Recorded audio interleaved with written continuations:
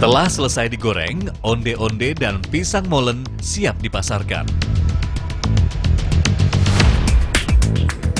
Ke warung-warung, ada yang tiap hari itu pesan ya 5 ya. Waktu dulu paling banyak berapa? 200 ada buat selamatan, buat oleh-oleh. Untuk menjawab tudingan Ronah bahwa pelaku kecurangan bukan ia seorang, kami membuat studi kasus.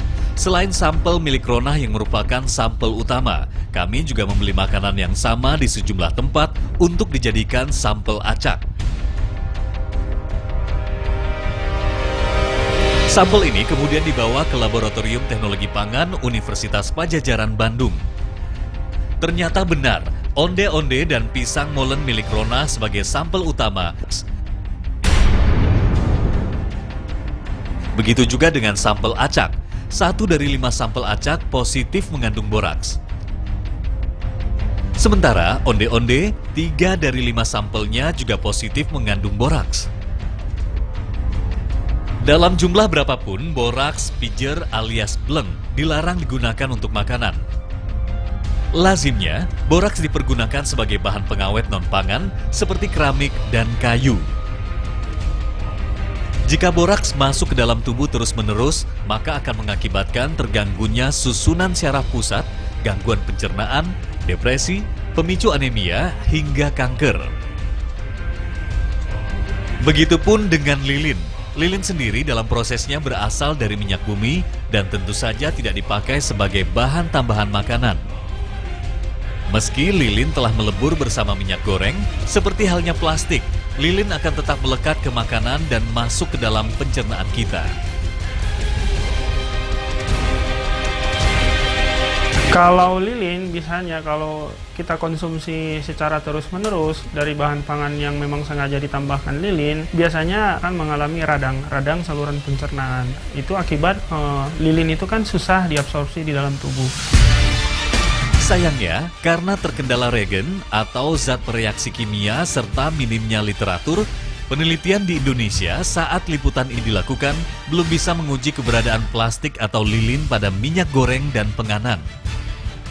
Nah, kalau misalnya lilin sengaja ditambahkan ke dalam minyak gorengnya, susah kita lihat di adonan itu. Makanya perlu dilakukan uji kuantitatif. Kalau pengujian lilin, setahu saya belum ada yang saya peroleh literaturnya. Berikut ini tips mengenali onde-onde dan pisang molen berbahaya. Pertama, lihat bentuknya. Bentuk onde-onde mengandung boraks berbentuk bulat sempurna dan kaku. Jika dipegang, keras.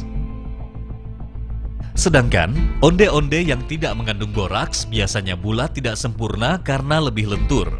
Selanjutnya, onde-onde mengandung boraks jika dilempar akan memantul.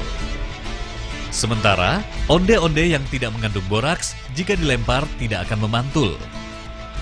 Kedua, diamkan 1-2 jam. Setelah disimpan lama, onde-onde mengandung boraks akan menciut dan mengeras. Bila disobek akan terasa sedikit sulit. Sedangkan onde-onde yang tidak mengandung boraks setelah lama disimpan juga akan menciut namun tetap lembut. Bila disobek pun terasa kenyal. Dan berikut ini tips memilih pisang molen yang aman. Pisang molen mulus dan utuh dicurigai mengandung boraks. Adonan kulit luarnya kering tidak berminyak.